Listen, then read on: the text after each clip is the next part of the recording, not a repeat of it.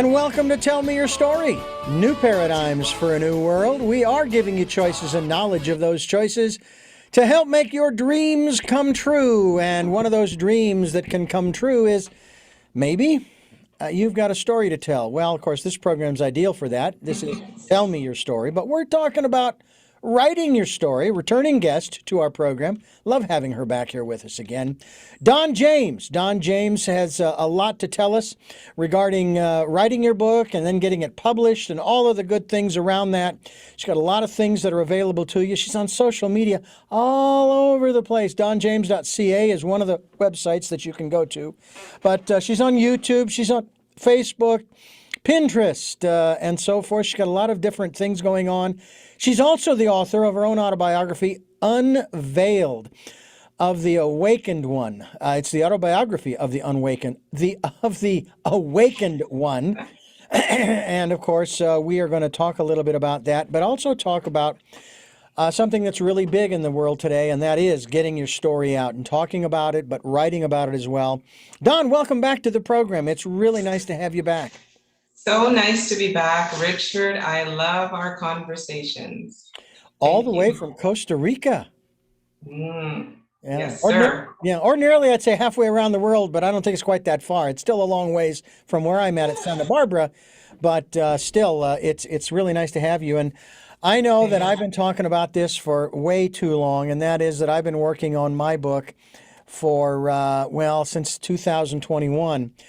And I finally figured out how I'm going to sort of complete it. I actually found the very first word processing file that I started. I want to say it was journaling, but it actually has segments in it would be so appropriate in my book choices. And that is the very first word processing document. I labeled it first because the operating system or the word processing system was called First Choice, interestingly enough. And it was done on one of these suitcase type computers back then that had the large floppy disks, had memory. Oh my gosh. No hard drive, had memory, 1994. And then I switched to, of course, a PC with 286, 386, etc. Yeah. And I noticed the timestamp on it. The last time I entered any information into it was 2007. Oh, wow. Yeah. But as I read through it, I'm going, yeah, that's still me. I still agree. Yeah, that's mine. So I've actually realized, I can add some of this because I've been told I need to beef up my book. It's only, if you do 8.5 by 11, it's only 3 pages. 3 pages. 23. 20. Very tiny print. No, it's 23 pages. Has some pictures in it. And so forth. Anyway. Wow. It's a start. Richard, it's a start. It's a beginning. Yes. However, I am going to have to start procrastinating on my procrastination. Don't say that. That's a bad word. That's a bad, oh my goodness. Well, fortunately, the FCC won't find me. However, you might find me. I will. But I now have realized that I've got more than enough to maybe make it, who knows, maybe depending upon the size of the book. Now, see, I would like to have it, and I know that different authors, the publishing company usually will determine the size of the book, whether it's going to be like a big old coffee table book, or 8.5 by 11, or 5 by 7, or a small little, I'd like to have mine like a small little spiral bound book with maybe cardboard or hard covers with the pages in between so that you can lay it out flat or flip it so that now it's just 5 by 7 or 3 by 5 or whatever. And it's just easy. You can carry it in your pocket. Richard, a word from some publishing wisdom. If you do Surlock's binding, it's hard to get into the bookstores. Just keep that in mind. I will do that. Maybe I will start with just keeping it regularly bound. But yes, I've noticed that when I had my the book called The Impersonal Life Rebound, the best way to do it was that spiral bounding. What did you call it again? Yeah.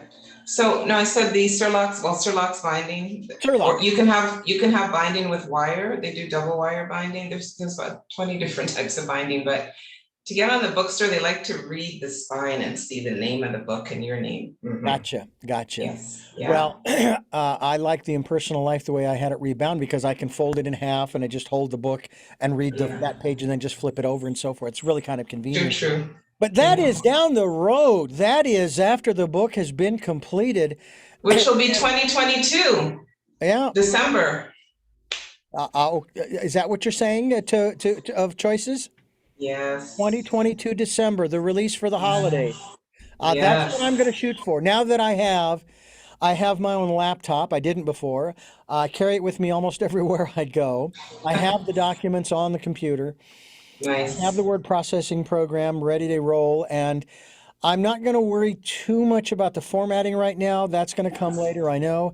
But the That's later. big thing is getting the content down on the page. Absolutely. And I have had the pleasure of working with 400 writers since 2010. And I've heard many reasons why people don't start, and I have more reasons why they don't finish.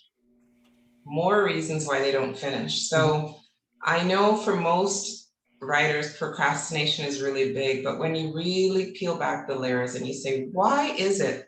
Why is it you can't start and you can't finish your story? And for me, it actually boils down to three things. Mhm.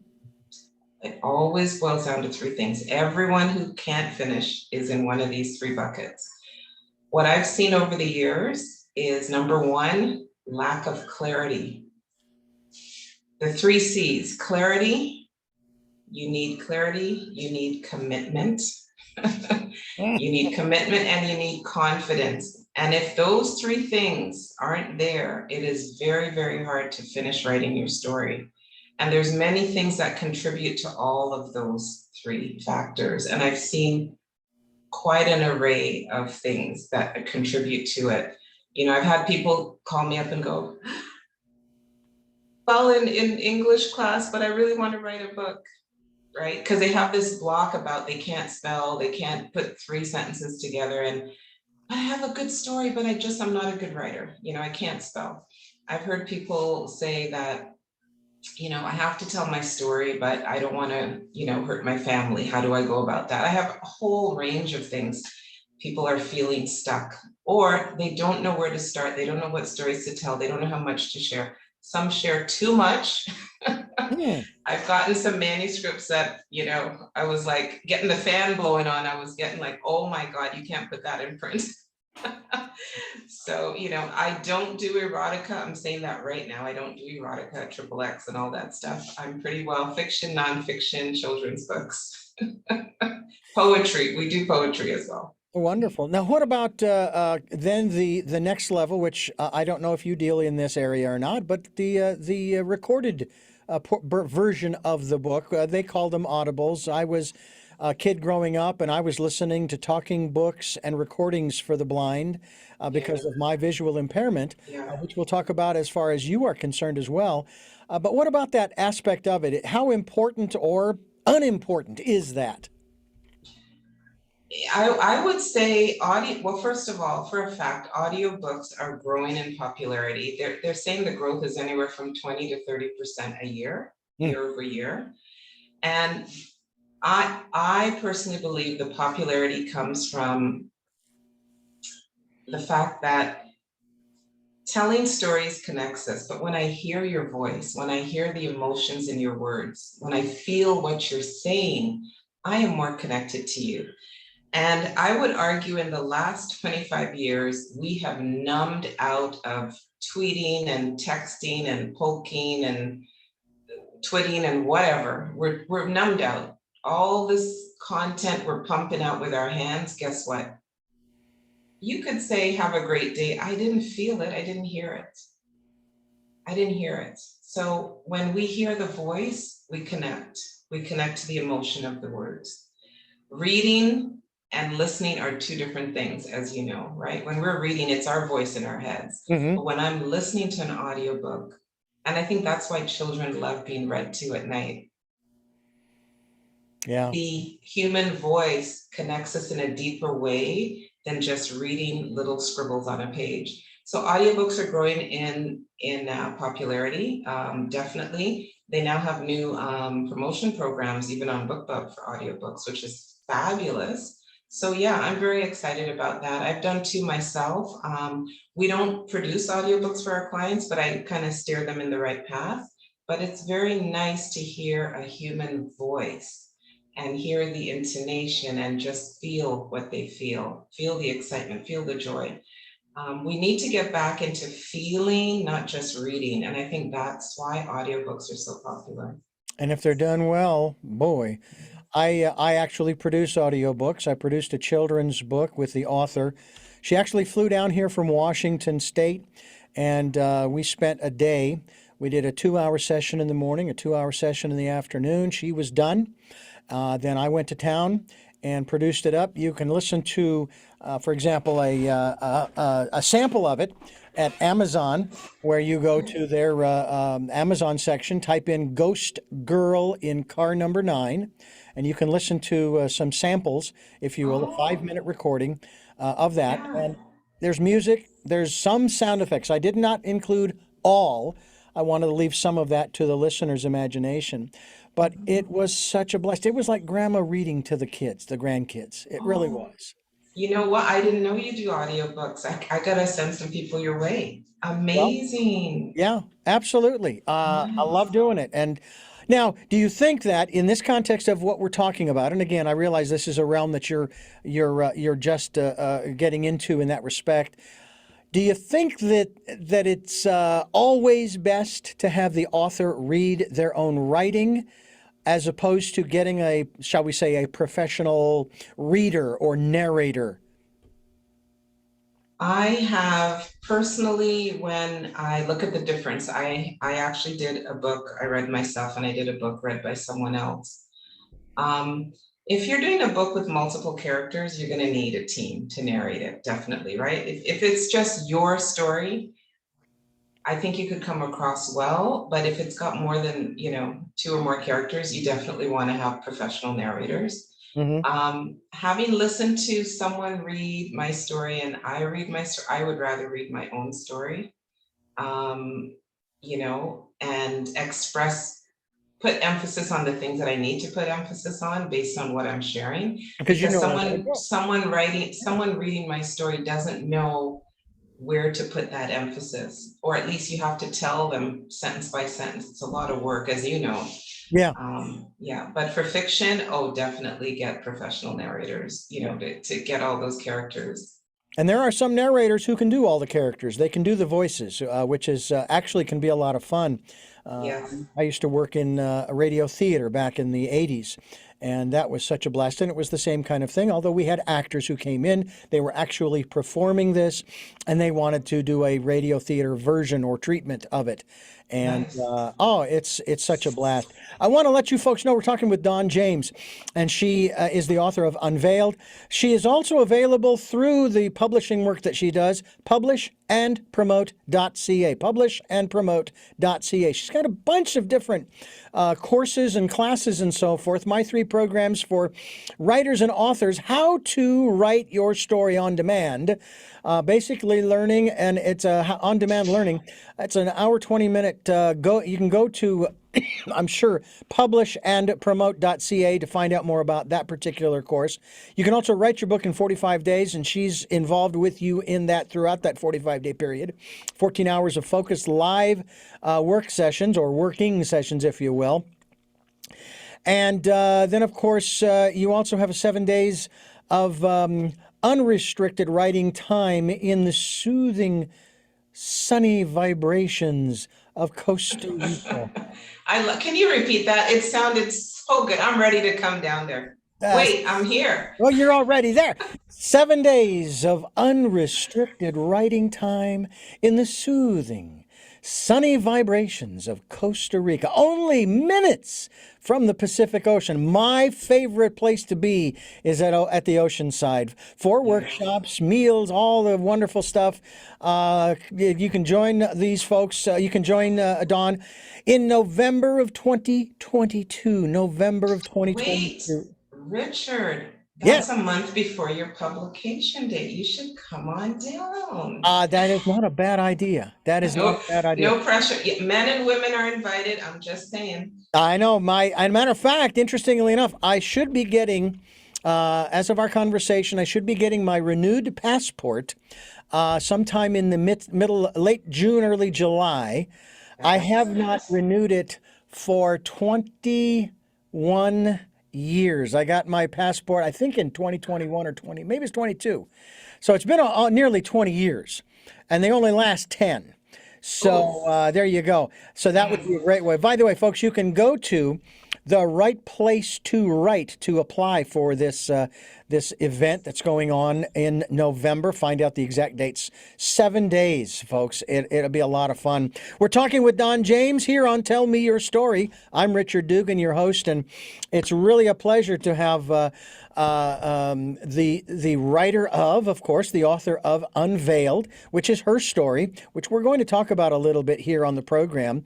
But she has been through, it's her autobiography, an autobiography of an awakened one. We'll get a little more definition on that if this is the first time you've listened. She's been on Tell Me Your Story, twice before this, I believe? Yes. And we talked about a lot of what you experienced, as well as a lot of understanding of quite a number of different things, from the Kundalini awareness to the Merkaba, spiritual awakening, astral travel, harmonic oh my Lord. Concordance. Thank you. Concordance. I can say it. It's just not coming out. Psychic abilities and clairsentience, as well as I love this one because it reminds me of an old Barney Miller episode, breatharianism, where one guy was in the jail cell and he was breathing, and one of the guys comes up, the low-key guy comes up and says, what are you doing? He says, oh, I'm a breatharian, and I'm breathing some, to which he responds, yeah, well, leave some for us. She's also she also has learned a lot about attunements, the angelic realms, unity consciousness, samadhi, also the power of prayers, activating, this goes on, activating of the chakras. There's more to this list. We'll get into that. Tell us why you decided to talk about yourself. You're a young woman who has lived, I'm going to say, half her life. You got another half to go. I always find it interesting when people write what they call their memoirs, okay? Their memoirs. And let's say they're 35. What the heck have you got to talk about yet? You haven't really lived yet. I'm 61 and I'm still skeptical about writing my memoir. Listen, Richard, I'm just a shadow behind you. Okay, for the last time, I'm a grandmother. Okay. I know. I've earned the right to say that. Okay. Why did I choose to write? Well, I'll tell you. When I wasn't stepped into, I was catapulted into spirituality. There was no prerequisite class. There was no warning. It was like, poof, you're gone. And so, man, it's sink or swim. Now, I had to make sense of all of this stuff that no one ever talked about in my entire life. I'm almost 40 and I'm getting a whole bunch of experiences that I can't find anybody to talk to on the planet at the time. And so I had to figure out what the bleep was going on with me, physically, emotionally, mentally, all levels. After I started dissecting everything and I actually peeked out of my house after 2 years of being a hermit, I stepped out of the house and I started speaking with a Swami of Eastern tradition, who started giving me some vocabulary. I didn't know what Kundalini was until I chatted with him. I didn't know a lot of words. I just had experiences. by the time I processed all of this new vocabulary, I'm already about 7 years in from the experience. And I'm not feeling comfortable sharing it because it is intense. So I, like you, Richard, I picked up the manuscript, I put it down, I picked it up, I put it down, and that went on for almost 16 years. I didn't have a floppy disk. I actually used a laptop. So I have to say I was in modern times. But here's the thing. When the world shut down in March of 2020, I started waking up at 3 a.m. And the only time I get up at 3 a.m. is when it's time to write. My best time to write is 3 to 6 a.m. All of my books I've written between 3 and 6 a.m. So when I started walking around the house at 3 a.m. going, why am I getting up? I realized there was a message for me to sit down and start finishing the story I started. The main impetus for writing Unveiled is I say up front, this isn't my story. This is everyone's story of knowing who you are and accepting all aspects of yourself. I did not know I had a spiritual side until 2003. And I wasn't, in the best mind frame to be pushed into spirituality. So I had to discover these things about myself.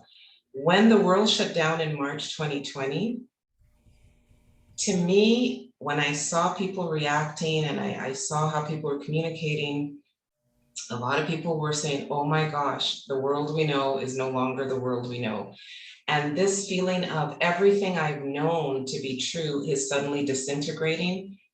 And I said, this is the time to share this story, because when I woke up spiritually, every living thing I knew about reality disappeared in 48 hours. Everything disintegrated. And I felt those emotions because of my empathic ability. I felt everyone was feeling the world is basically turning into quicksand beneath my feet. I can't go anywhere. I can't do this. I can't do, can't. So much restriction, so much fear and anxiety. And all of these emotions came back into my being from feeling the world. And I said, this is the time to share the story. We all are waking up. Everybody's waking up. But the key is know yourself and accept yourself. Get to know all aspects of you. And this is how I feel the world is shifting right now. People are shifting, their values are shifting. Would you agree, Richard?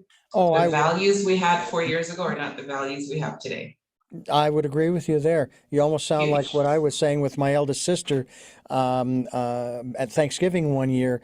We were in my mother's house in the kitchen, and we were having this little conversation slash debate over spirituality and all of this. And she was concerned about my salvation, to which I responded, well, my beliefs of yesterday are not my beliefs of today, are not my beliefs of tomorrow, because I'm still alive. I'm still experiencing, I'm growing, I'm meeting new people, I'm having new experiences and so forth. And so how can I hold on to old, quite honestly, stagnant beliefs that they don't serve me anymore, they don't work? And I love what Greg Braden said in our conversation I had with him over his book, The Healing Power of Belief, where he said one day we will no longer believe, we will just know. And what you're talking about is now, right now, each one of us can not believe who we are, we can know. But that requires something of us that I mentioned in our programs regularly about people participating in the Decade of Perfect Vision. We encourage people to go within, to listen, not only listen to that still small voice, but to get in touch with who you really are. I want to talk more about that. Dawn James is my guest here on the program. Her book is Unveiled, Autobiography of an Awakened One, here on Tell Me Your Story. I'm Richard Dugan, your host, and it's really a pleasure to have, you call yourself a publisher as well? I assist people in publishing their books All right. because that's the space I come from. I teach. If you ask me why I came back to this place, I came back here to teach. So I teach people how to publish their own work. Everything they do is theirs, they own it, but I teach them how to do it professionally and connect to the reader. That's the key. right? Publishandpromote.ca is the website. You can find out all you want to find out in that regard with Don James and the work that she does. I want to talk about this whole business of getting to know self. This is so important. I know there's a quote that's running through my head right now.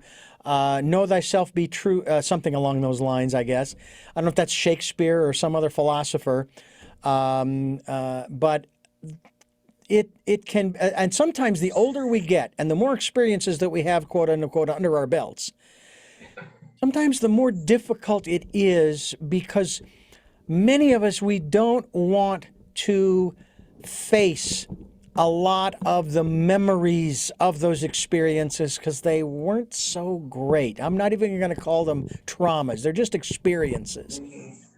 How do you encourage people in this process of knowing thyself to be open-hearted, and open-minded in dealing with, and again, this is probably the accurate way to put this, Dawn, their perception of that experience? Because I saw something not long ago that says we don't remember 100% of that experience. Yeah. We only remember especially the emotional aspects thereof. Absolutely. I mean, these are called emotional imprints. There are imprints put on us. And one of the questions I love to ask that demonstrates this is, do you remember your worst teacher in school? Most people say yes. And I say, do you remember your best teacher in school? Most people say yes. But all the teachers in between don't remember their names, because that great teacher left an imprint on you, and that terrible teacher left an imprint on you. So we have these emotional imprints, and we store them in all places for whatever reason. We ignore it, we suppress it, we put a cap on it. And so human beings don't like pain. Go figure. That's why they have so much painkillers on the market. Human beings do not like pain. We don't like to go back in time and relive things. And so one of the ways that I guide people to get back there is I take them through something. It's a 4-step program that gets them to look at certain events in their life, not like they're in it, just look at it. And then we begin a process of identifying what those emotional imprints are that they've been holding on to. And then I guide them to start letting that go in a way that you're going to replace that with a new way of seeing yourself. So what happens to the little kid that is constantly criticized as a child? Hurry up, you can't do that. Why isn't that done? Da, da, da, da. You didn't do this, da, da, da. You're constantly criticized as a child. You're not gonna have self-confidence. You're not going to believe in yourself. And that affects every aspect of your life. So we gotta go back in time and go back to that event. And we literally have to take, like you said, that belief, and we're gonna have to kind of rotate it a little bit. And the way you rotate it is by asking some key questions. So I get them thinking about the person who said that to you. What are they all about? You get to see that person differently. Then I say to them, okay, now that we've looked at that person, now tell me how you would feel about what's said, knowing who they are. So we actually start changing the lens, if you will. But most people cannot or don't want to go back there and deal with things by themselves. Does that make sense? Oh, because we shun pain. It's human behavior to shun pain. But if we're able to ask some questions of ourselves and do that introspection you talk about, like, how did I feel when they said that? Okay, that feeling was connected to that situation. Why am I bringing it to future situations? Is that really how I want to respond to life? And you start asking yourself questions. And so you start peeling the onion of your behaviors. You start peeling the onion of your decisions. And when you really get down to the nitty-gritty, you'll begin to find yourself. I believe one of the best tools I have used that got me through 2 years of thinking I was going crazy, was journaling. Honest to God, if I didn't have a pen and paper to write some things down, I would not be sitting here today. Journaling invited my subconscious to sit in front of me and show me who I was. I opened the dialogue with my subconscious and I said, why the frick am I back here? I felt really good out there. Why the frick did you bring me back? And 2 years, I kept asking the same question, Richard. 2 years, all different ways. I kept asking the question because when I came back, I realized I couldn't go back to my old life. There was nothing there for me to go back to. I saw it as toxic. I saw it as unfulfilling. I saw it as meaningless, and I had to find something to cling to. So my journal saved me. Lots of questions, a lot of reflections. Peel back the layers. We got it. We got to do the inner work. You know this. You've been preaching this for decades. Well, I'll tell you, I have like 5 or 6 journals, books that I remember the first one that I bought, and I started writing at the age of 21. And I wrote for quite a long time, several years, and then just stopped. But then I did some drawing and this and that and the other. I've also noticed, too, that another way for people to do this, because I've experienced this as well, is in the process of, and it actually goes along with one of the books that you have written, it goes along with songwriting. I am now a songwriter. I've written one, and I'm hoping to have the video up on my YouTube channel here shortly. But songs are nothing more, in my perspective. If someone says, I hate poetry, I don't like poetry. That's not true. Do you like music? Well, yeah, I like this group and that group. Well, it's just poetry to music. In many instances, that's exactly what it is. It's poetry to music. And if you were to read the lyrics to a song and you look at the way they lay it out in stanzas like poetry. Yes, yes. That can be very powerful as well. So there are different ways. You can either write it long in an elongated tale, like an autobiography, or you can take a look at some of the experience, kind of like what you were just talking about, and write a poem about that experience that touched you, that changed you, and so forth. I try to have the recording device on my phone available so that if I was actually coming down the hill to work one day, and I was just kind of musing and singing these words out loud, having to do with the passing of my sister.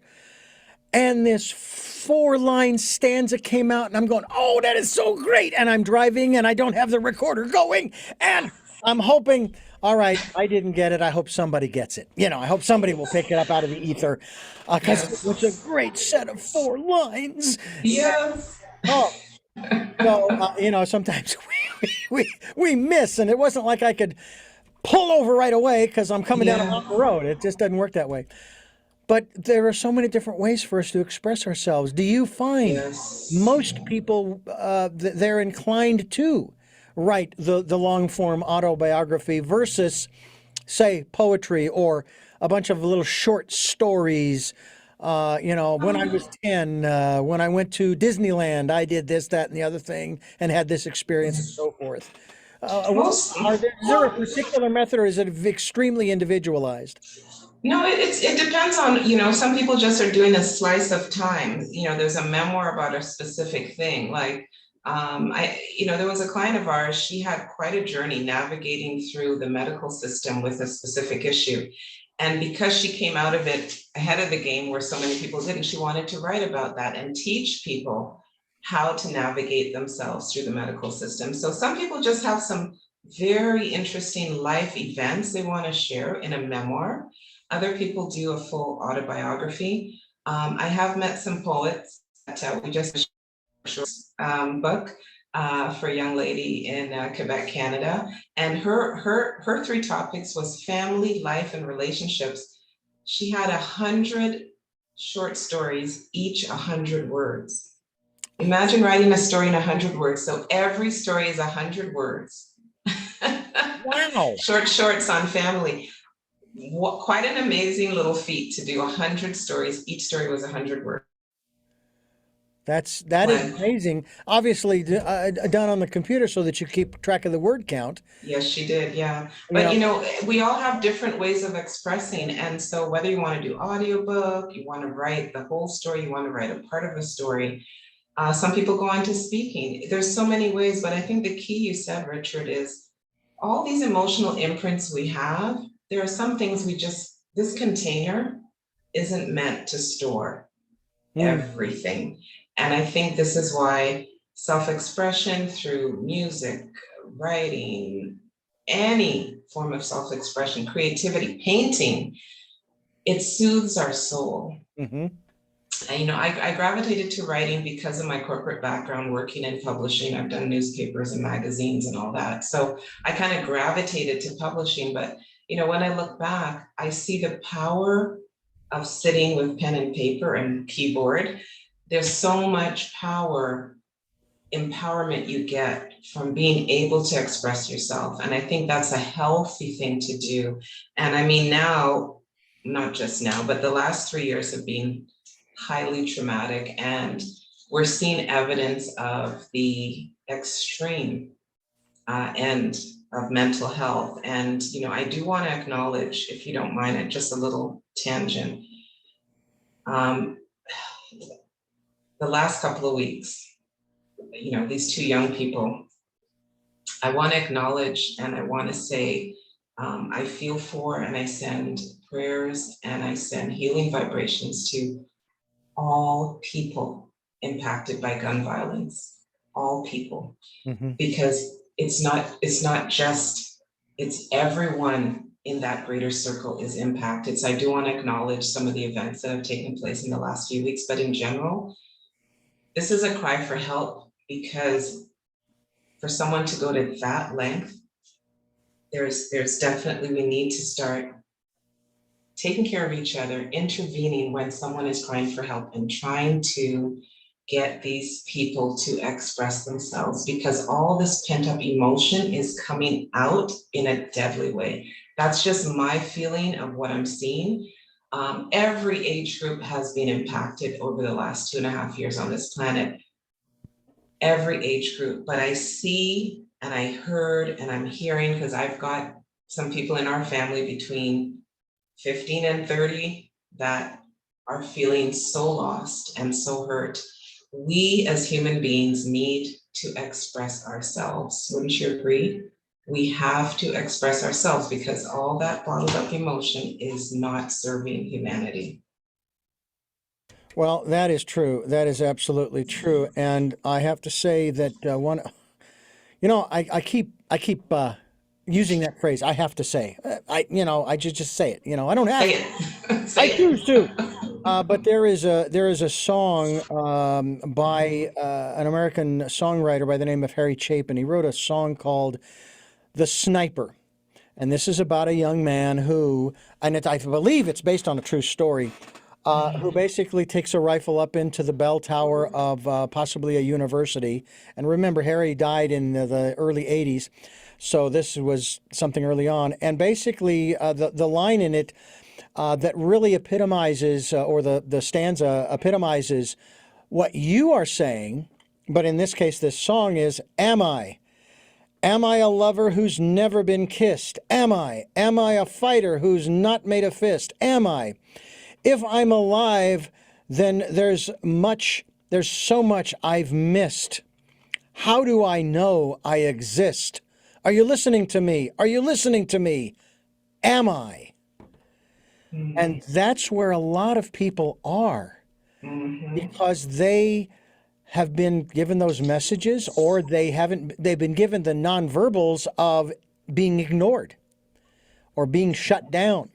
The polarization in this country right now is doing just that. It's shutting people. I was talking with someone just recently about this. People are quoting the party line, if you will. They've got the catchphrases, if you will. There's another word for them, but anyway, and they just that's all they say. And then the other person says the catchphrases from their side of the aisle, and they're not really saying anything. They're actually, and they don't care about what you're saying because their side, theirs is more important, and they're right, and you're wrong, and so forth. And Yeah.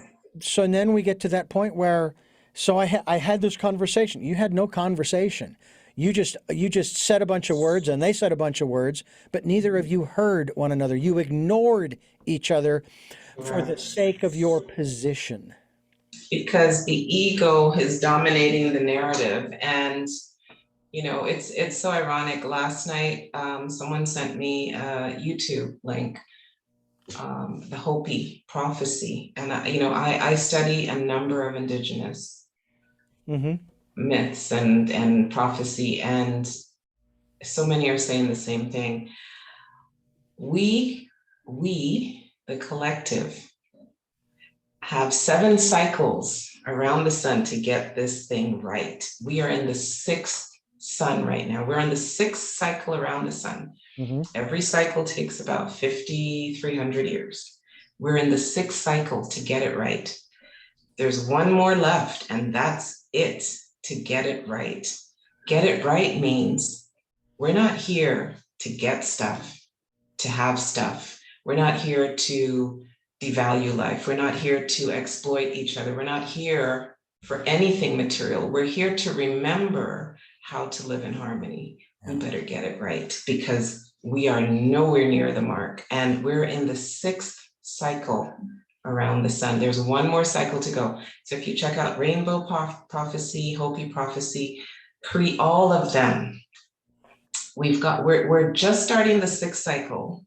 So give or take, we got 8,000 to 9,000 years to get this, get our stuff together. And it's like, when you hear what's going on in certain, places in the country, you just shake your head, because I don't think people realize there is a limit to the patience of the universe. This beautiful planet is so rich, and there's more than enough for everybody. We do not need to create imbalance at all. This is a rich, abundant, beautiful planet. We need to remember the sacredness of life. We need to remember everything on this planet is sacred, and we've forgotten it. I don't know how we forgot it, but we have amnesia. Mm-hmm. We better start remembering, because we got maybe 8,000 to 9,000 years to get it right. And Al Gore had a documentary called The Inconvenient Truth, I think before he ran for presidency. The first part, I think there's 2. The first Inconvenient Truth, he has an amazing visual. He shows you a clock, and on the clock, it's 5 minutes before midnight. And he said, if this clock, this 24-hour clock, represented the planets, human beings only arrived 5 minutes before midnight. And in less than 30 seconds, look how much damage we've done on this planet. Yeah. And I've even talked to people in regards to, whatever you want to call it, and the science. And I say, I don't care about the science. Forget about the science. Throw the science out for all I care. Shouldn't we clean up our home? That is the only phrase I will utter in that regards. Shouldn't we clean up our home? It is a mess. Yeah. And we can do that, but there has to be the will, not political will. There has to be the will. And it doesn't matter whether you're doing it or you're doing it or you're doing it. I need to do it. It's like fingernails on a chalkboard to me when I hear, well, this country and that country and the other country, they're not doing their part. They're actually making it worse. So then let's help to not make it any worse by minimizing our contribution, and then we can show them how this will work. They can continue doing what they want, but they can do it in other ways, hopefully. But the point is, you don't wait for somebody else to do it. You have to start. Be the example. Mm-hmm. Yeah. And it takes commitment, right? Go against the grain. Who cares who's not doing it? Be a leader. How about you govern yourself, govern your home, be a leader, right? Your home should be your castle. And one of the things I preach a lot in my second book, How to Raise a Vibration Around You, It's all about living in harmony with the planet. Mm-hmm. Do not bring toxic things into your home. Start with what your money. Where's your money being spent? Pay attention. Yeah. And if your money is being spent as part of the problem, you need to start changing your choices when you go to the store. It's all about choice. You know, going back to your up and coming book, December 2022, Mm-hmm. it's all about choices. Are you making a conscious choice that is not going to be putting you or your community or the planet, you know, in dis-ease? Like, you have to pay attention to your choices. Yeah. So that's a big part of it. You know, I like I said, we got to pay attention to the prophecy because we have to get it right. It's not negotiable. Yeah. Because this is, you know, and you know, I'm quite familiar with, I guess, what they refer to as thus far the 5 extinction events that humanity has gone through in, I can't remember how many thousands of years it's been, because it's like a, what is it, a 2,500 year cycle, each one of them, something like that, or maybe it's 25,000. I don't remember, or is it just 5? Be that as it may, we've gone through this thing 5 times, wiped ourselves out 5 times. And the evidence of that, Greg Braden talked to us about. He says, I think it was Pakistan. I'm not 100% certain, but it was in that area of the world where they found this massive desert floor. It was one giant sheet of glass. Now, we all know, at least many of us know, that we make glass from sand. Sand, yeah. Superheated in sand, and it makes glass. It becomes liquid. I have a good friend who's a master glass blower. Wow. And he's amazing with what he creates. But the point is, then the question is, well, wait a minute. How is this giant sheet of glass here? Okay, well, what temperature is required? And again, I don't have the answers to these questions, but it's obviously superheated that would cause this. And the only conclusion that Greg and his science people and so forth could come to is it had to have been some kind of a nuclear blast of some sort in order to melt the sand into making a sheet of glass. So we keep doing this to ourselves. We hear the myths, they call them myths, of oh, come on, Richard, of Lemuria and what is the other one? Pleiades? No. It's here on this planet. It's islands, civilizations. And now it escapes me. It was an island, supposedly. Oh, you're talking about Atlantis? Thank you. Atlantis and Lemuria, both of them, Yes. are not above ground anymore. And yet there are those who feel they have found them. I mean, there's some reports here and there that say, yeah, we think we found the lost city of Atlantis or Lemuria, or what have you, and many others. It's just amazing what we're finding on the seafloor as well. I mean, discoveries. So it's showing that we've been here before. Even Greg says that what's going to really be astounding is when we do go back to the moon. If we stay there for a good long period of time, we're going to find out we've been there before too. And I believe you're going to find the same thing on Mars, to be honest with you. Yeah. So, this is not the first go around. We've been all over the place. But that's another story for somebody else to write, not mine. Although I will say that if the aliens do come with the mothership, I want on. Okay? You're going to hitchhike? Oh, my goodness. Doggone it. And I will write the Hitchhiker's Guide to the Galaxy. Volume 1. Well, yeah, volume 1, exactly. Yes. We're talking with Don James. Don, we're having a lot of fun here on the program talking about how you can write your story. We're creating all kinds of stories here that are not necessarily myths or fiction, although she deals in fiction as well as nonfiction, children's books and poetry.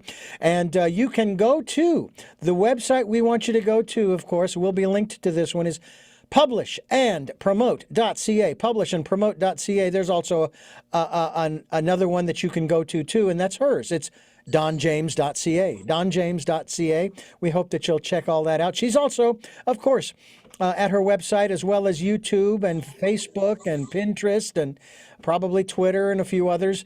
But we certainly hope that you will also check out her book, Unveiled, Autobiography of an Awakened One, as we continue here on Tell Me Your Story.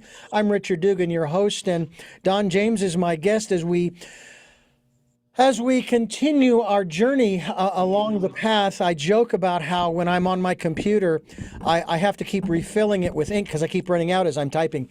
It's kind of like the ribbon on a typewriter, but it's a joke. And Oh no, yeah, I'm visualizing that right yeah, now. and there is no whiteout on my screen, okay?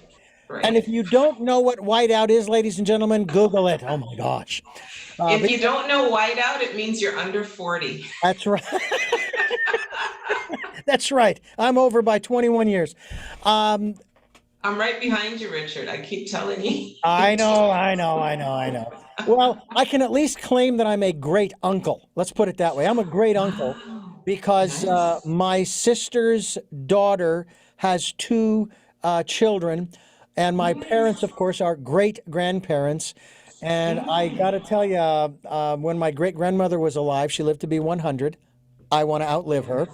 Nice. Um, we had four generations. And then when she passed, we were down to three. I have a Yes. picture of my great grandmother in the center, my mother on one side, my sister, eldest sister, on the other side, and her little baby girl, Hannah, sitting in her lap at a Oh my family gosh. reunion. That is Yeah. beautiful. I had a sliver of that about 6 years ago when my daughter had her son and my father came to see his great grand. And I actually, the four of us, it's so beautiful. And you know what? When that moment took place, I looked at my dad and I thought, oh my gosh, there's so many stories I haven't heard you tell me. There's so much living this man has done. And I said, Dad, I got to get you in a recording studio or something because he's got so many stories to Yeah. tell. Yeah. And, you know, we've been joking on and off, and he's still doing very well. Mind, body, spirit, 87 this month, 87 years old. Great. And there's just so many stories. And, you know, when I look at our elders, I would just love to be able to spend like a half a day with anyone over 80 and just listen to their stories. I think one of the most beautiful things we can do for our families is to share our story. Capture it in any way you can, because that's a legacy, right? My grandson will not be able to sit down and chat with his great grandfather in 10 years or 20 years. Yeah. So imagine if I could get the stories from my dad, his great grandfather now, and have him listen to my right dad speak to him. Hmm. Oh my gosh.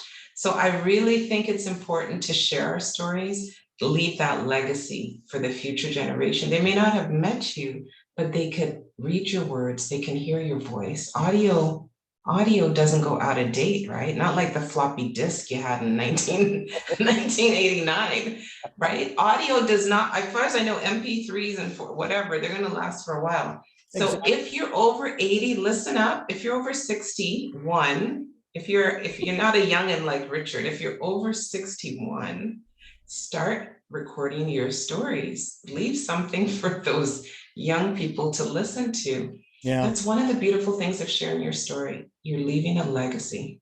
Well, that's the one thing about this program. I joke about this, but it is actually true that if anybody has ever followed my career and the interviews that I've done over the 43 years I've been doing this, I've been sharing about my personal life throughout. And they would actually be able to write my unauthorized biography just by virtue of the things that I've shared on these interviews. And I don't mind. Wow. One of the interesting things too, Don, is we all share a commonality, and that is the emotions that we go through, the emotions that we have. Okay? Yeah.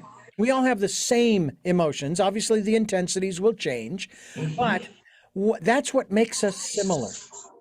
What makes us unique, and you notice I didn't say the word different, but unique, Yes. Yes. is the stories of how that emotion that we all share came about. Later. Yeah, you're absolutely right. And that's why you are so adamant about people getting their story out, regardless of whether it's audio, whether it's, or even video Print for that doesn't matter. matter, pen and paper, computer, stone tablet and chisel. We don't care. Just get it out there. Get yourself a roll of parchment. And you said something really important, Richard. The ability, I said before, we have so many emotions. We're holding on to a lot in this container. Writing your story is one of the most healing and liberating things you can do. I have witnessed so many men and women who finally got that story written and they see it in print. Oh my God, I feel 200 pounds lighter. I have seen a lot of tears of joy when people found the courage to get that story out. And so storytelling is healing. It is very, very healing. It can even heal a community, not just you. I have witnessed women talk about, one of our clients is a 2-time cancer survivor. She had 2 different types of cancer and she fought it. And now she's going out talking to other people who are experiencing, right, cancer. So your story is not just for you or your glory, it's for everyone. Everyone who can relate and connect to you, we're all going to benefit from it. And I've seen it.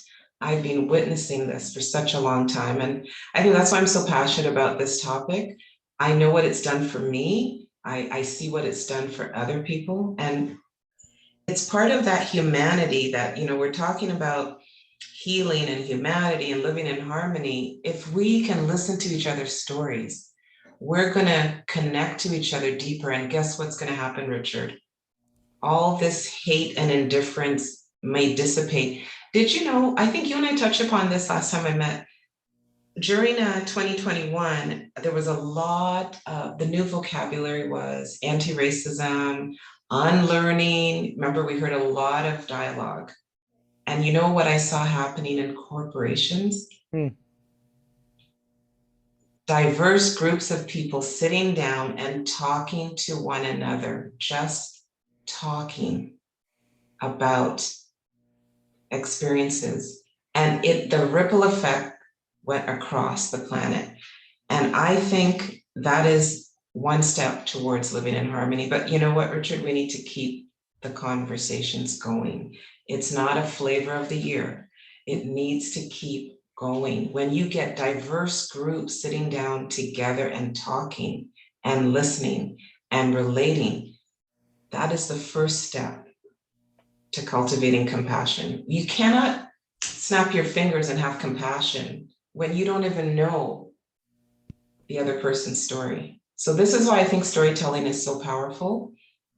And I do believe if we take the time to listen to each other, it is a step towards healing this planet. And that's what I've been seeing for over a decade. And one of the other aspects of all of this, as you have so well elucidated, is the fact that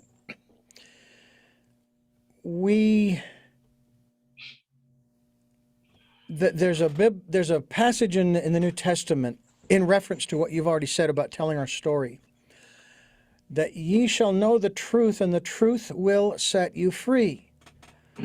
And I believe that has nothing to do with the truth about what, the true story about what somebody else has done. No. It's learning about the truth of who you are and the things that you've been through, right? Yes, absolutely. I often say the greatest teacher is you. The greatest teacher is you. If you take the time, let me give you an example. How many people at the end of the day can sit down and reflect on the events of their day and actually observe what went right today? What didn't go so right today? How can I do this a little differently the next time this comes up? How many people actually take the time to analyze what's happening, right? So if you're not even looking back at your day, you're missing a huge opportunity to learn something about you, about how you show up in the world. How are you interacting in the world? What ripple effect did you cause today, right? All of these questions play a huge part in how we communicate, how we behave, our choices, everything. But if you never stop and ask the question, you're living on autopilot. You know those politicians with the ego only talking back and forth, whoever has the loudest voice wins? That doesn't there's no winning and losing in life. It's not a win-lose situation. So take the time to ask yourself at the end of every day, look back at your day. Think about it. Think about how you played out the day. Think about how you affected other people. It's so important. Huge. But thank you. That's a great scripture to remember, because I honestly think we are our greatest mystery to solve, but we need to take time to unwrap the package. No, you're absolutely right. We do. We absolutely do need to take time. And it is one of those things that hopefully people will take the time to do. And that's why we have been encouraging people since September of 2019 to spend time in that still, quiet, small place during the first year, 2020, the year of perfect vision, and then the decade of perfect vision, the 2020s.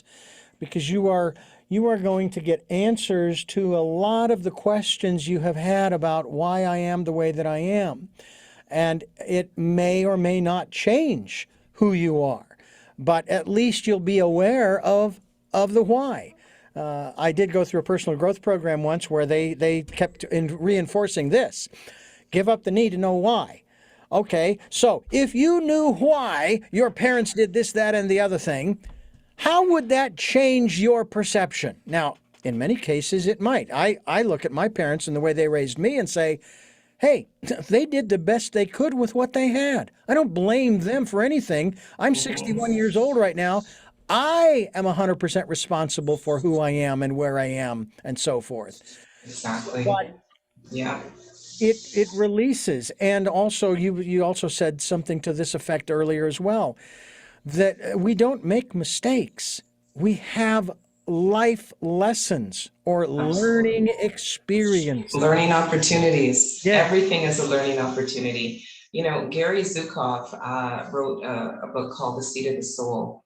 And there's a beautiful statement he makes in that book that if we were to look at our life as a learning, it is a learning, like we're in recess right now. I know it doesn't feel like it, but we have this learning opportunity. But if you actually took each moment that you were given an opportunity to make a choice, he says, choose the most conscious, positive choice that you can. This is how you become your authentic self. Take the moment and choose wisely. This is how you live authentically, right? There's no rush. Don't rush into anything, but see this whole experience as a learning opportunity. But, you know, not everyone believes what you or I may believe, but there's a reason we're here. And there's a reason we are going to be leaving here and going back home. But while we're here, you know, my little catchphrase, which I shared in Unveiled, is I'm on vacation as Don James. Before I was given the name Don James, I didn't give myself the name. Someone gave me the name, but I was something else before I was Don James. I'm on vacation. And if you really look at life from a different vantage point, like I do, you get to realize, you know, I'm on vacation. Let me make the best of it. And I know it's temporary, so don't get caught up in the drama.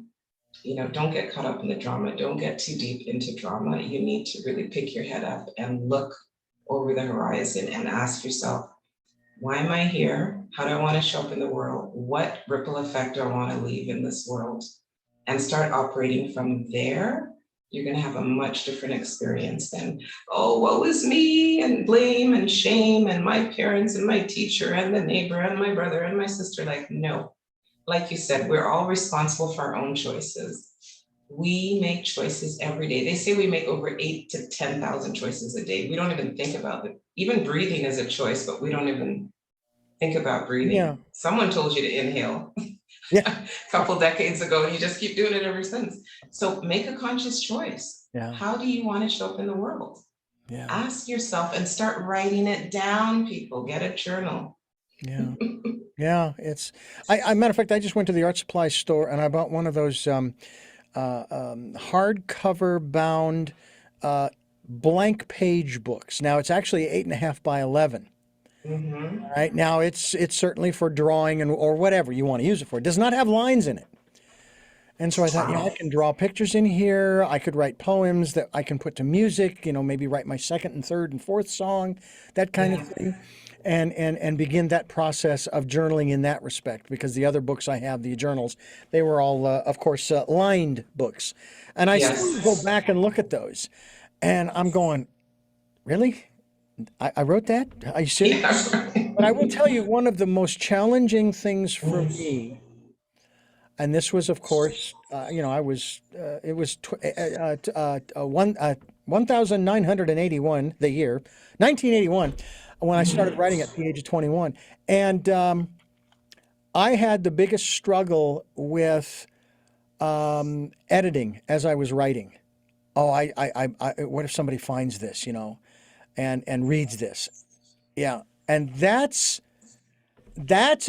probably one of the biggest challenges when journaling is, like what you were saying about publishing a book, and you start reading through this person's books. Oh, no, you don't want to put that in the book. You don't want to have that in print, that kind of thing. Yeah. And it's the But same thing with journaling. It's like, yeah. so where is there a place where I can write this so I can let it go?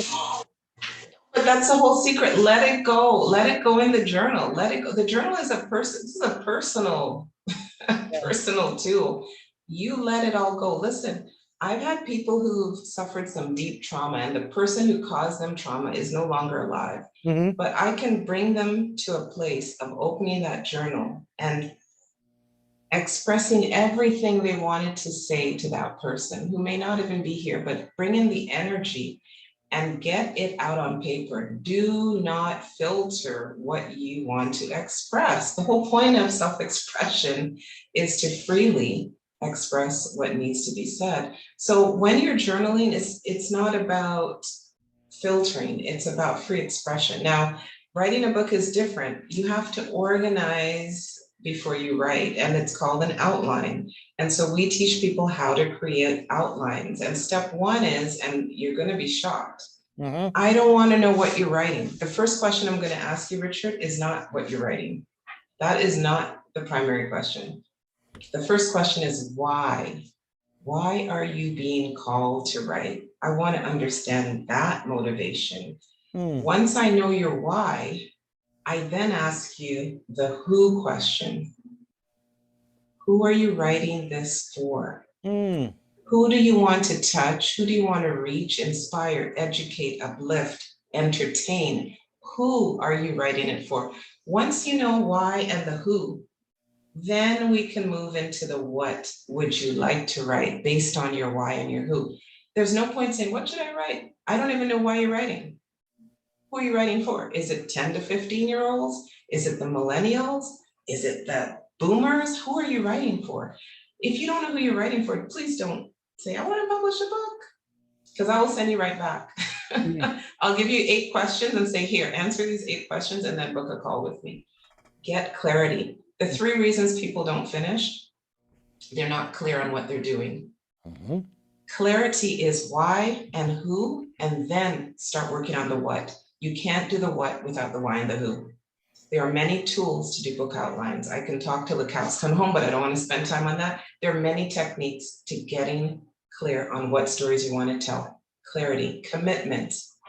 If you're committed, you're going to set a publication date. If you're committed, you're going to have an accountability partner, because you don't want to fall off the wagon. And lastly is confidence. Many people don't have the confidence. And if you can work on your outline and be crystal clear on your why and who, the confidence will come. And if you need a cheerleader, call me.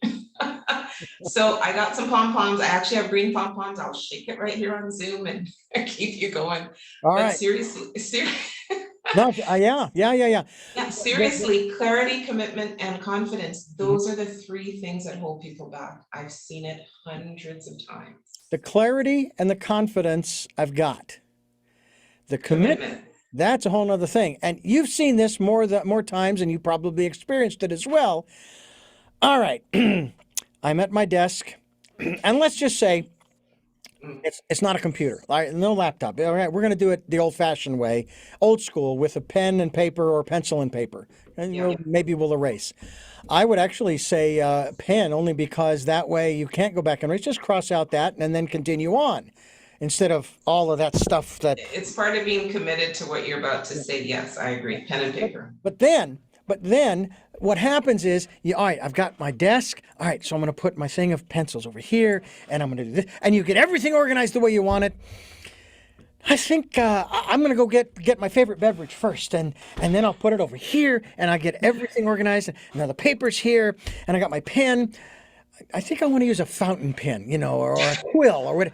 I mean, Oh, I'm out of ink. yeah, and the procrastination goes on and on about setting the right mood and the right lighting, and the list goes on and on. And I have to tell you that there was a time when I got trapped in that a little bit, and I'm going, okay, you've now spent an hour doing all of this stuff, and you got nothing. Oh yeah. So Listen, stop doing this and start. Even if all you do is put down on your paper what they consider to be the most important part of the book, and that is the first line in the book. Yes. And it needs to be strong. It needs to be dramatic in a manner of speaking that gets the person. Capture the reader. Yeah. And I have mine. It's at the beginning of my book. It's how I started, and it's the question that I asked my wife back in what was it, August 10th of 2021, when she was getting ready to be wheeled in for her surgery. And I basically asked her, and this is the line that I start the book with: do you want to live or do you want to die? I may not like your choice, but I will support you in it. Oh my. Wow. That deep. sounds pretty damn harsh, but it goes along with the same thing I asked my sister back in January of 2022. And she was obviously going through her ailments and cancer and so forth. And I asked her point blank, I said, because hers was terminal. I mean, it was just, there was no turning back in that regard. I says, are you ready? And she said yes and no. And I said, okay, what do you mean? And we had a good relationship. So, we were able to talk about this. And she says, well, no, I'm not, because, I'm just concerned about my husband, leaving him behind with everything and so forth. But if I set that aside, yeah, I'm ready. I'm at peace. And everybody I've talked with since has said the same thing when they've talked to her, that she was at peace, she was ready. She wasn't afraid in any way, shape, or form. And so that's the kind of way you want to open your book. Absolutely. But we're going to get back to the procrastination there. I didn't forget that, Richard. Okay, You're not going to dodge that one. I was stretching. No. So there's two ways to write. Either you love structure, you organize, you plan, and then you focus on chapter 1, chapter 2, and off you go. The other way to write, it's called pantsers. You fly at the seat of your you-know-what. You do it, you don't. Maybe you write for 15 minutes. Next week, you write for 4 hours, and then you come back and you're like, oh, let me jump to chapter 7. Okay, I'll get back to 2. That haphazard way doesn't work well for most people. And so what I did, based on what I just went through 2 years ago, I sat my little butt down at 3 a.m. of April 2020, and 42 days later, my book was done. More than half a century, I won't say how old, more than half a century of life written in 42 days. And then I thought, you know what? If I could do this in 42 days, I'm pretty sure I could help someone else. Maybe I'll give some grace. I'll do it in 45. So I currently work with people who don't have clarity, they're not committed, and they're not confident for whatever reason. And we sit down, and the first 3 meetings we have is a conversation about their why and their who. We don't even talk about their what. The why and the who. And then I say, are you ready? internally. And I eliminate all the excuses, Richard. You don't need the air diffuser and the full spectrum lighting. And you heard if you play this Tibetan bowl, you're going to be more creative. Like, forget all that. And then I say to them, are you externally ready? Internal and externally ready, two different conversations. When you are ready and you are crystal clear on your why and your who, we then do something called a drill down. We do an outline and we drill way down every chapter, every innuendo. We get everything looked at. And once that visual is complete and we've agreed on the different components, I then say, chapter 1, I need it next week, Saturday. Go have fun. Following Saturday, chapter 2. Because you've done the groundwork, you've done the hard work, you're free to unleash your creativity. And this is what I tell them: shut off your phone, go to a coffee shop or the library, wherever. Do not stay home. Do not write at home. You will always get pulled into something. Okay, unless you get up at 3 a.m. like me and no one's around and you write from 3 till 6, but most people get distracted with the phone, the notifications, life, people come and go away. I've got one young lady with one little baby. She just had a baby a year ago. She goes to the coffee shop 3 mornings out of 7. And chapter 1 is hitting my inbox on Tuesday. And every Tuesday thereafter, I'm getting a chapter because we did the hard work, right? A lot of people don't understand what it takes to get to that outline, but once you have it, you're free to write. And so all she has on her little computer in the coffee shop, this is my outline for chapter 1, and this is all I'm writing about this week, and that's it. She's got 8 chapters, but we're going to do 2 1 week, so we're going to be done in 45 days. Done. It makes me think of going to school, and I'll put the positive spin on it that when I went to junior college, after getting out of what they call the mandatory portion, the first 12 years, I chose to go to junior college, and I chose to take the English 101 course, not knowing at the time that the syllabus included 5 essays, which I had never written before in my life. However, once we started and I got into it, those 5 essays, they just came out. They just flowed. And I had the best time in English 101 in junior college. And that is what is so cool, is if you can tap into those good experiences in your educational past, in the classroom and so forth. Man, that's gonna drive you forward. And for me, that's what I would tap into. Hey, I wrote 5 essays, and if I need to pull those essays out and sort of look at them again, I mean, not necessarily read them, but just look at that. I got all 5 of them here. Because believe it or not, I still have short stories from high school in my file. Oh my goodness, amazing. You're like me. I used to be a pack rat, more of a pack rat, but I want to circle back to something you said. It's so important. Go ahead. You said that you're writing and you want to edit. And I want to tell everyone right now, when you're writing, just write. Do not stop. Don't guess, don't filter, don't edit, don't rethink, just write. The editor looks after that. And as a matter of fact, there's so many self-editing tools out there, you can do the first edit yourself, but just write. By stopping and pausing and wondering, you slow things down, and eventually that excitement fades. So just write. This is no time to edit. Please.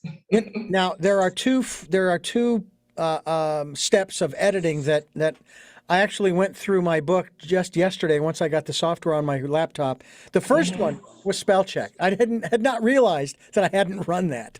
And so I did, and I made the corrections. Then the second one was grammar. To me, grammar is a little bit subjective. And the reason I say that is because I sent my book to my sister, who I'm very close to, Cecilia. She's a proofreader, and she proofread it. And all of the lists that I had created with comma, comma, comma, comma, and she changed them all to ands. And before I said anything to her, I'm going, wait a minute, that's not right. So I checked with a few people, and it turns out Either one of those is perfectly and grammatically correct. Little Yeah, but it redundant. depends on if you're using Chicago manual style, there's different styles, right? Yeah. There's different editorial guidelines that people Yeah. follow. So But those are the two forms of editing I know that I would do. yes. Then I would leave it up to an editor to go from there. And Mhm. I would also be very, very conscious of my ego's attitude towards the editing of my book. And the reason I say this, I think this is something that you might want to touch on real quickly here, Sure. is the reason I say that is because, first of all, it's still my book and my words, even if the editor edits out some of them. Mhm. And you are giving it to the editor to make it better. Correct. So park your ego behind you, Yeah. because like for me, 90% of our clients are first-time writers. You're writing a story, I get it, but we do a structural edit because we want that story to flow. Mm-hmm. It has to be clear and concise. It has to have a nice ebb and flow to the story. Mm-hmm. Now, our editors will do the grammatical, we track changes and you can see, but we don't change. We have comments, suggestions, and questions. I will sit with you and go through it, because we may have a suggestion, a question, a comment. You may not agree with the suggestion, but at least you have an opportunity to review it. Mm-hmm. So even though you're doing a structural edit, there are also elements that we want you to decide, is this what you're implying? Maybe this needs to be said. How about you consider restating it this way? You're learning. So yes, keep an open mind, because this is a professional saying to you, your story should be clear, concise, have impact, and have flow. And that's what an editor's job is, a real editor. That's what their job is. Right. I'm just very, very fortunate. I have an amazing, amazing team of editors. Minimum 15 years they've been working in editing. Designers, illustrators, cover designers. I'm just very, very fortunate that I have a beautiful group. And most of my editors have been with me since 2010. So that's to tell you the longevity we've worked together. For me, there's a certain joy in seeing a book birth. I almost feel like I'm having a baby, and we capture that. We capture that moment when they see their book cover on, Amazon or what have you. It's really, really important. And so I just want to sum up and say, if you're sitting on the fence and you're not sure if you've got a story, right? Just give me a call, click Let's Talk. Just go to publishandpromote.ca. Book a 30-minute call, let's chat about it. If you're ready to write, we have some wonderful learning tools that you can check out on publishandpromote.ca. Write Your Story course. We have Write Your Book in 45 Days. I get to work with you personally, and that's live coaching. Many, many things you can check out on our site. But at the end of the day, we help you get clear and confident and make sure you're committed to getting your story done. That's what it's all about. And we encourage you folks to get a hold of Dawn James, our guest here on the program today, author of Unveiled, Autobiography of an Awakened One, and find out more about, number one, how she has published. How many books do you have out now? I personally have 8. 8 clients. I've probably worked with 400 writers. Wow. Wow. Mm-hmm. And we encourage you to make it 401, 402 if you've got your story to tell and you really want to get it going. Pleasant to talk with, to work with, I'm sure, and is going to help you to get that out there. And then, man, are you going to feel so much better, not only dropping that 40 or 50-pound sack of whatever it is you've been carrying around, but then for the guys, this is going to be a little hard for you to get, but then birthing that 8 to 10-pound child, which is not really your book. Your book isn't going to be that heavy unless you're making Probably 2 pounds. Stone tablets. Because I've seen some videos on LinkedIn where they're opening the box. They're actually rolling the video as they're opening the box for the first time of the book that is in that box, and how excited they are. Yeah. Very good moment to capture. And you know what? I'm telling you, it's one of the most liberating things you can do in life, is share your story. Well, I'm looking forward to that, and I thank you for sharing your story here on Tell Me Your Story as we continue here on New Paradigms for a New World. I'm Richard Duke, your host, and Dawn, I want to thank you so much for being with us here today. This has been very educational and a lot of fun as well. And that's what education should be, is a lot of fun. And we hope that, and yes, now that I have, be honest with you, I have been thinking about how to, quote unquote, beef the book up a little bit more, mine, in terms of putting more volume to it, but that's relevant, not just, padding it. Right. And when I found that I'll call it that digital journal that I started back in the 90s, now I can actually go through it line by line and say, okay, I'm going to copy this and I'm going to put it over here, paste it in here with this chapter, and so on and so forth. That's what I've been looking for, because I knew that I had something more to say, to add. So I'm looking forward to going through that process. And Richard, check your inbox. There'll be an invite to the Costa Rica Writing Retreat in November. Well, thank you very much. And I invite you to come back again and we'll talk more about this. And I can give you an update the next time we do talk on where I am. And even though I have written all 5 chapters, added some of the pictures and so forth, in other words, I've gone to that level, I think what I'm going to do next is I am going to approach each chapter separately for, like you say, for a week. All right. And just deal with that one chapter, going through that old journal and finding the relevant elements that I can put in there and go from there. Beautiful. You got a plan, Richard. Love it. And I'll be looking for that book on Amazon December 25th. And I will be doing my own audiobook, folks. Love it. Thanks so much for having me on. I really appreciate your time. Well, thank you. I do have 3 final questions I do want to ask you, which I've asked you before. Answers do change from time to time. That's why we like to re-ask them. But before I do, I want to let you know how much I appreciate you listening and watching. Tell me your story. New paradigms for a new world, as we're giving you choices and knowledge of those choices to help make your dreams come true. We are here on Sundays at 7 a.m. and 7 p.m., Monday mornings at 1 a.m., 9 a.m. on Wednesdays for our special edition of Tell Me Your Story. And we are streaming live at those times at richarddugan.com.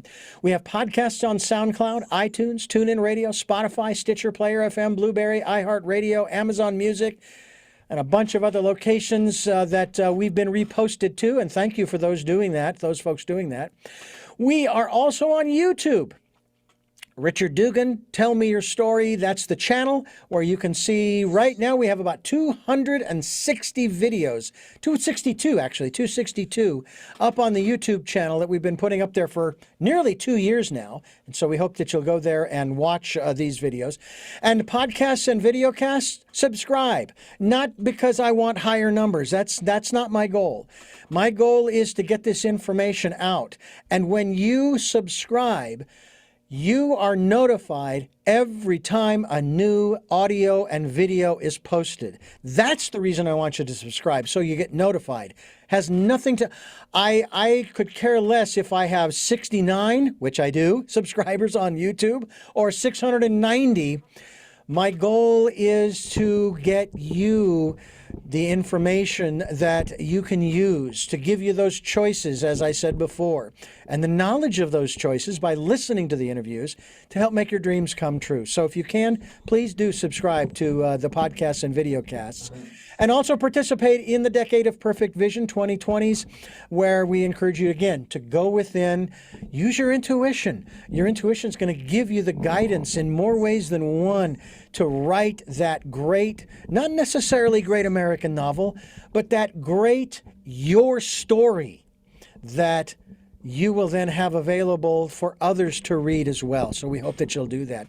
And if you'd like to support the work that we are doing on a financial basis, we have a PayPal account. It's for your security as well as ours. So do what you can. We'll take energetic support as well. And we thank you in advance for that support.